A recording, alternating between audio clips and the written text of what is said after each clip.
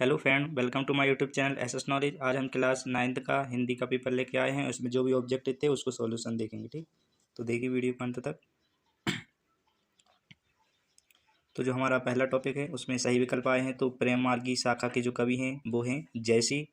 और नेक्स्ट है कृष्ण भक्ति शाखा के कवि नहीं हैं तो सूरदास, रसखान, मीराबाई और दादू दयाल। कौन नहीं है? तो इसका राइट आंसर है दादू दयाल नहीं है। नेक्स्ट है जहाँ एक ही शब्द के एक से अधिक अर्थ होते हैं वहाँ होता है तो कौन सा अलंकार होता है? तो श्लेष अलंकार होता है। नेक्स्ट है घड़ियाल का अर्थ है तो हड़ी इसका राइट आंसर है। नेक्स्ट है कमल का पर्यायवाची है तो पंकज इसका राइट आंसर है। कमल का पर्यायवाची पंकज। वृद्धा को किस धातु के गिलास को देखकर आश्चर्य हुआ? तो पीतल इसका राइट आंसर है। नेक्स्ट है फिल इन द ब्लैंक्स, खाली स्थान भरिए। तो पहला है नई कविता की प्रमुख विशेषता अनुभव प्रधान है। नेक्स्ट है अलंकार का सामान्य अर्थ है गहना। और थर्ड नंबर का जो खाली स्थान है वो है महाकाव्य में जीवन का समग्र चित्रण होता है और खंड काव्य में किसी एक पक्ष का। तो महाकाव्य में इसका समग्र चित्रण होता है। नेक्स्ट है लेखक की दृष्टि खाली स्थान पर अटक गई। तो लेखक की जो दृष्टि है वो फोटो पर अटक गई। दृष्टि मतलब नज़र। नेक्स्ट है जो अधिक बोलता है उसे कहते हैं तो उसे वाचाल कहते हैं।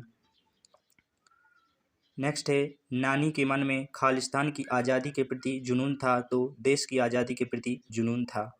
नेक्स्ट है उर्दू शब्द तालीम का अर्थ है तो शिक्षा, एजुकेशन इसका राइट आंसर है। नेक्स्ट है मैच द फॉलोइंग, सही जोड़ी बनाकर लिखिए। तीसरे नंबर का प्रश्न, तो माखनलाल चतुर्वेदी की जो रचना है वो है हेमतरंगिणी। एंड वर्णिक छंद है जो वो है उसमें क्या होती है? वर्णों की गणना होती है वर्णिक छंद में। और नाना साहब की पुत्री, तो इसका राइट आंसर है मैना, उनका नाम है मैना। और संस्कृति की शिक्षा, तो संस्कृति की शिक्षा है भाव। नेक्स्ट है अनु तथा भाव के योग से बनता है तो इसका राइट आंसर है। नेक्स्ट है विद्यासागर नौटियाल की शिक्षा है तो इसका जो राइट आंसर है वो है वाराणसी में हुई थी या वाराणसी। ठीक, नेक्स्ट है वन लाइनर क्वेश्चन, एक वाक्य में उत्तर लिखिए। सूरदास ने किसकी बाल लीलाओं का वर्णन किया है? तो कृष्ण इसका राइट आंसर है। नेक्स्ट है गांव में शहरी मेहमान दामाद की तरह सज धज कर कौन आया? तो मेघ मोर, मेघ बादल इसका राइट आंसर है। नेक्स्ट है काव्य के कितने भेद होते हैं? तो काव्य के दो भेद होते हैं, दृश्य काव्य और श्रव्य काव्य। रस, श्रृंगार रस का स्थायी भाव रति है। बुरे समय के लिए पैसा बचाकर कौन रखते हैं? तो भारतीय लोग रखते हैं। नेक्स्ट है उपसर्ग शब्द कहाँ जुड़ता है? तो उपसर्ग शब्द शब्द के आगे जुड़ता है और प्रत्यय पीछे।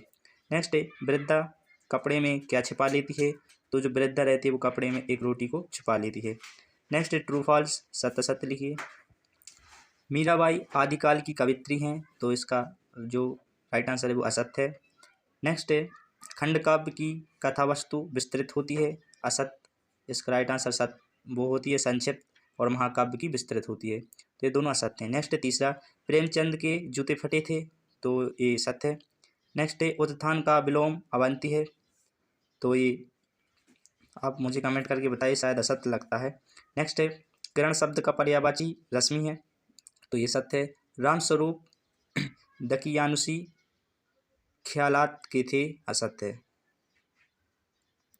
नेक्स्ट 2 नंबर के प्रश्न है आदिकाल को वीरगाथा काल क्यों कहा जाता है? भक्ति काल को स्वर्ण युग क्यों कहा जाता है? और ये जो क्वेश्चन है क्लास 9th एमपी बोर्ड का पेपर है, question paper class 9th MP board 2022।